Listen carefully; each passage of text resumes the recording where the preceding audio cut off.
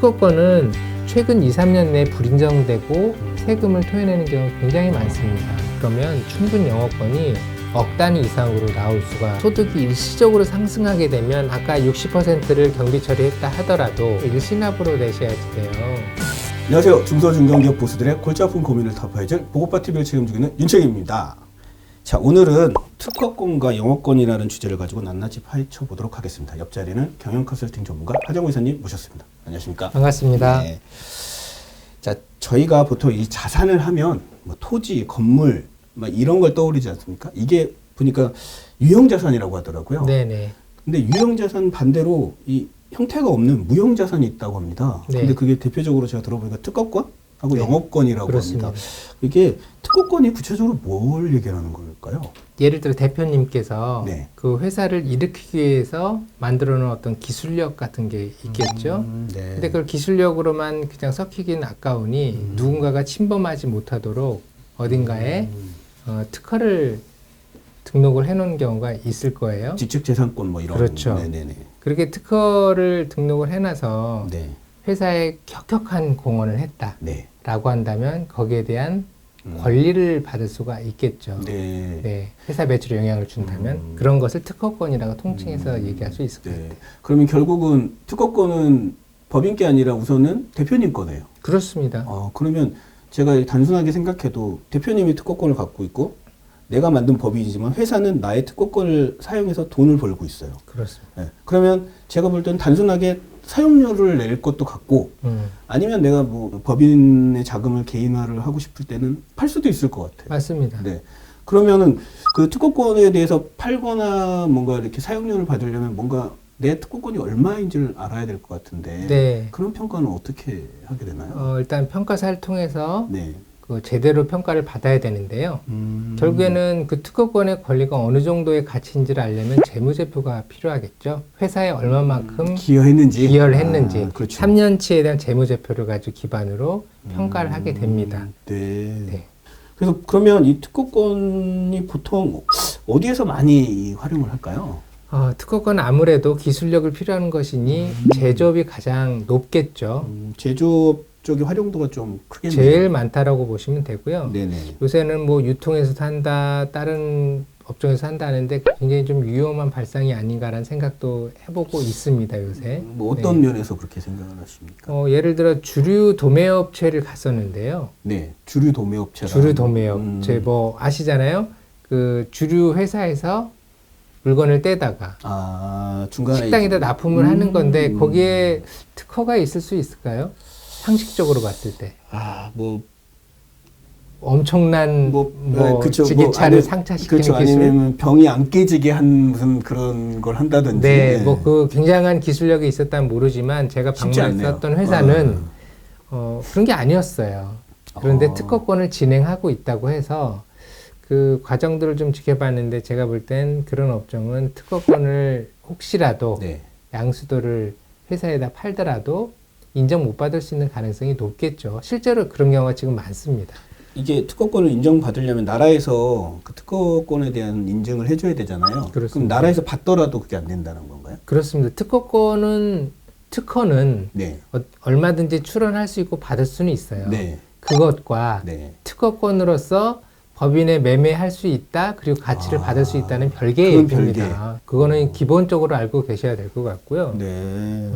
특허권은 그래서 가급적이면 제조업, 그 중에서도 기술력이 있는 분, 그리고 대표님이 가지고 계시다면 거기에 대한 타당성이 있는지도 따져봐야겠죠. 그러니까 누구나 저긴 특허권이 있을 만해 이런 데서 하는 게 좋은 거네요. 맞습니다. 그러면 제가 아까 단순하게 얘기할 때 뭐 개인화나 뭐 대표님이 자금을 유용하실 때 활용한다지만 이 특허권을 활용하는 그런 목적이 대표적으로 뭐가 있을까요? 제가 좀 정리를 좀 해봤어요. 화면으로요. 네네. 이해하기 쉽게. 네. 특허권을 왜 할까요?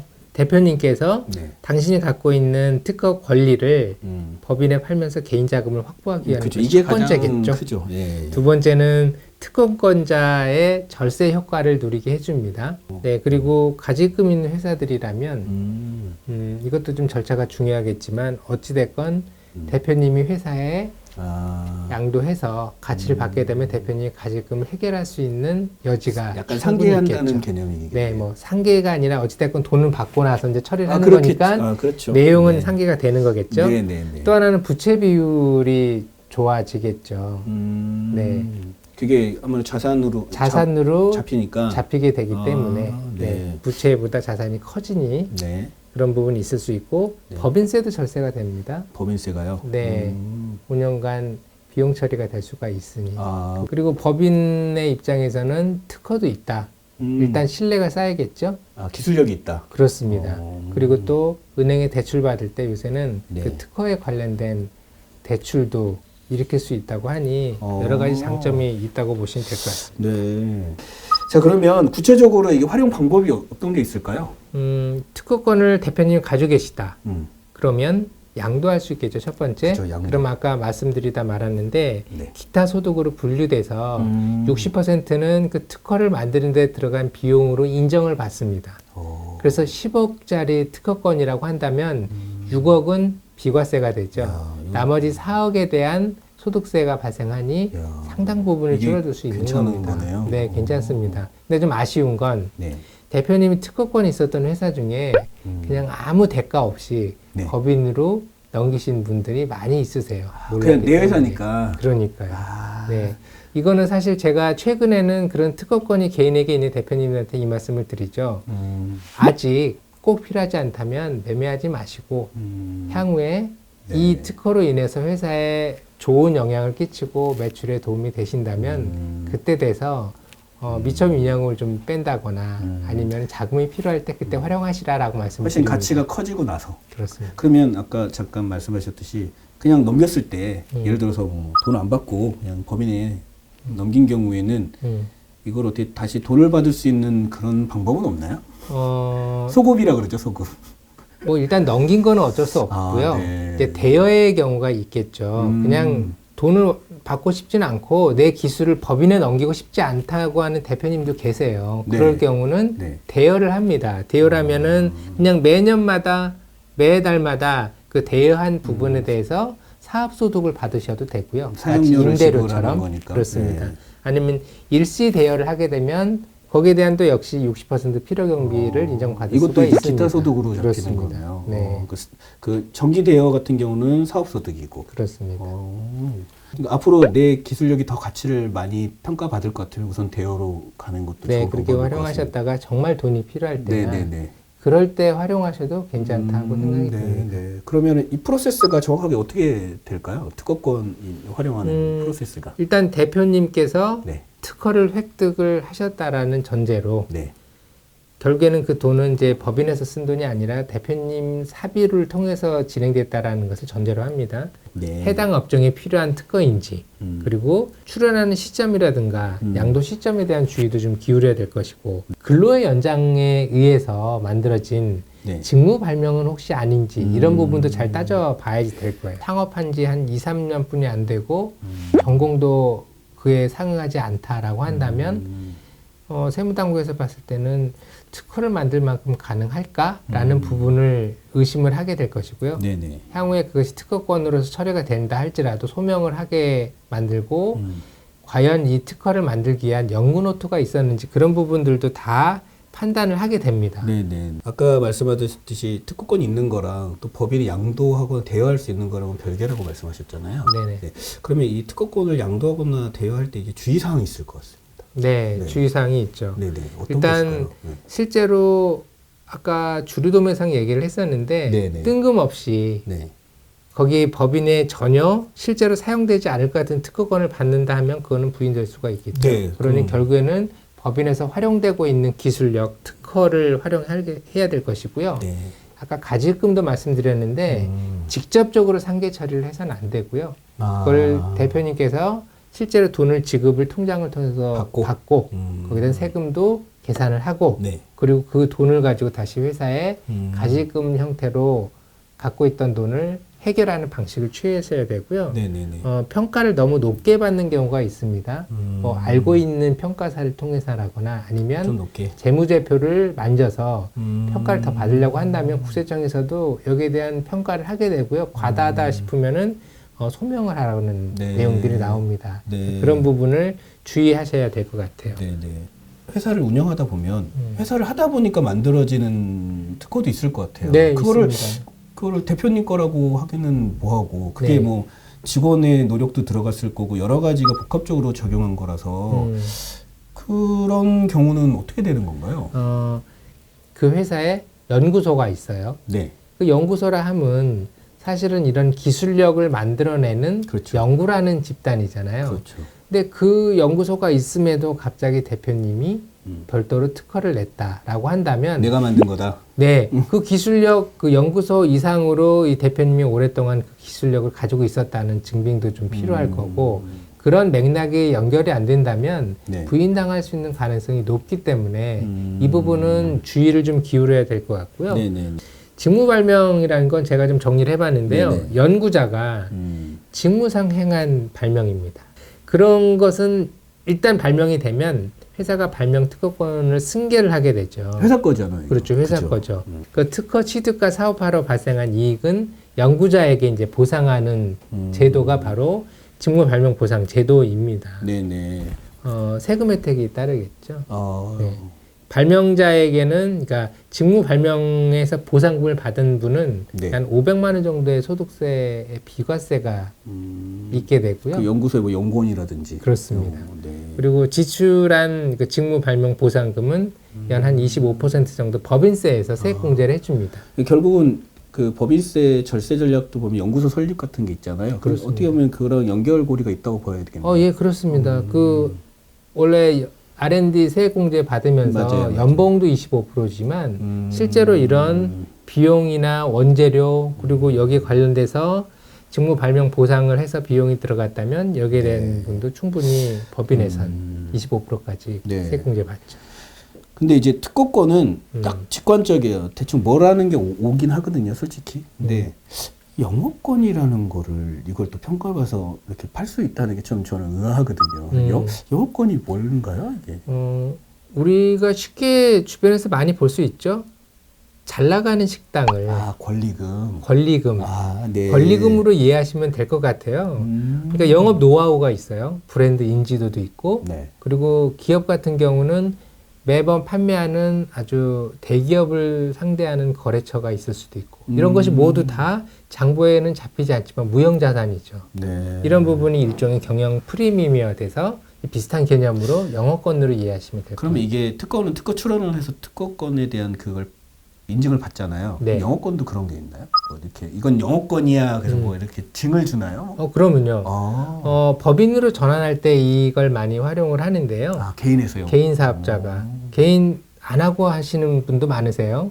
이게 영어권인지 모르고. 그리고 그냥 폐업하시는 경우도 많은데, 아깝네요. 실제로 재무 상태상 그 해에 수익이 1억이 넘고 2억이 넘는 그런 실적을 보이는 회사다. 그러면 충분 영어권이 억 단위 이상으로 나올 수가 있는 거죠. 근데 궁금한 게 특허권은 법인인 상태에서도 가능한 건데 이거는 영어권은 법인이 이미 만들어진 상태에서는 잘 활용하지 않는 부분인가요? 주가 평가할 때 영어권은 적용될 수는 있지만 이미 법인이란 자체가 갖고 있는 자산이라 그것을 인정받는다고 한들 그렇죠. 개인 대표님 개인으로서 활용할 수 있는 방법은 없는 거네요. 그렇습니다. 개인 사업자를 운영하시는 분 중에 영업을 잘 하시거나 회사가 건실한 회사들이 있어요. 심지어는 제가 화성에서 지금 상담해드리는 개인 사업자 대표님은 네.